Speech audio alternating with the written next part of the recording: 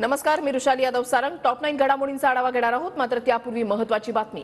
महाविकास आघाडीच्या नेत्यांची अगदी थोड्याच वेळात संयुक्त पत्रकार परिषद होणार आहे. मुंबईमधल्या शिवालय कार्यालयामध्ये या पत्रकार परिषदेचं आयोजन करण्यात आलं आहे. मवियातील सांगली आणि भिवंडीच्या जागेचा तिढा सुटण्याची शक्यता वर्तवली जाते. पत्रकार परिषदेआधी काँग्रेस नेत्यांची मुंबईमध्ये बैठक पार पडलेली आहे. तर पत्रकार परिषदेसाठी उद्धव ठाकरे शिवालयाच्या दिशेने रवाना झालेले आहेत आणि या संयुक्त पत्रकार परिषदेला अगदी काही वेळातच सुरुवात होणार आहे. जागा वाटपाचा तिढा जो आहे तो आज सुटू शकतो. महत्त्वाचा मुद्दा आहे तो म्हणजे सांगली आणि भिवंडीचा. सांगलीच्या जागेवर ठाकरे गटाने आपला उमेदवार जाहीर केलाय, प्रचाराला सुरुवात केलेली आहे. त्यांचे उमेदवार आहेत चंद्रहार पाटील. मात्र सांगलीच्या जागेवर काँग्रेसनं अजूनही दावा केलेला आहे. नाराज झालेले विशाल पाटील आणि विश्वजित कदम यांनी दिल्लीमध्ये जात हायकमांडची भेट घेतलेली आहे. आपले मुद्दे त्यांनी मांडलेले आहेत आणि विशाल पाटील यांनी काल पत्रकार परिषद घेत जाहीर केलेलं होतं की ही जागा आपली आहे, त्याच्यामुळे या जागेवर काँग्रेसनंच लढलं पाहिजे, ही आपली आग्रही भूमिका आहे.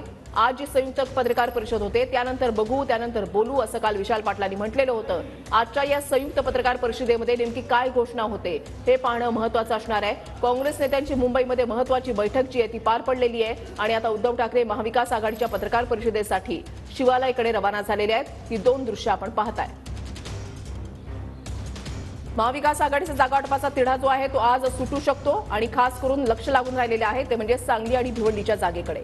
अक्षय मनकणी आमचे प्रतिनिधी आमच्या सोबत आहेत. अधिक माहिती जाणून घेणार आहोत. अक्षय, किती वेळामध्ये संयुक्त पत्रकार परिषदेला सुरुवात होणार आहे?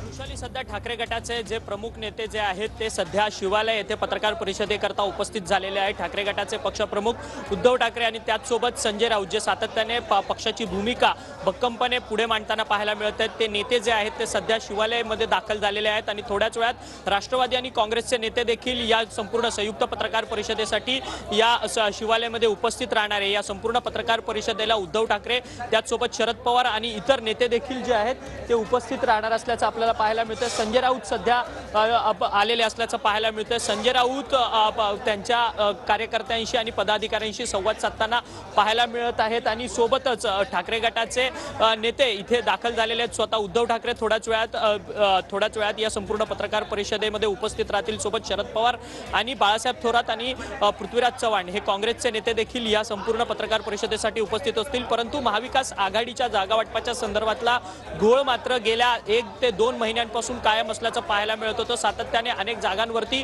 ह्या तिन्ही घटक पक्षांकडनं हेवे दावे जे आहेत ते जागेंकरता होत असताना पाहायला मिळत होते. परंतु आज या संपूर्ण वाटाघाटीला पूर्णविराम मिळण्याची शक्यता जी आहे ती या पत्रकार परिषदेमध्ये वर्तवली जाते. कारण की सांगली आणि भिवंडी या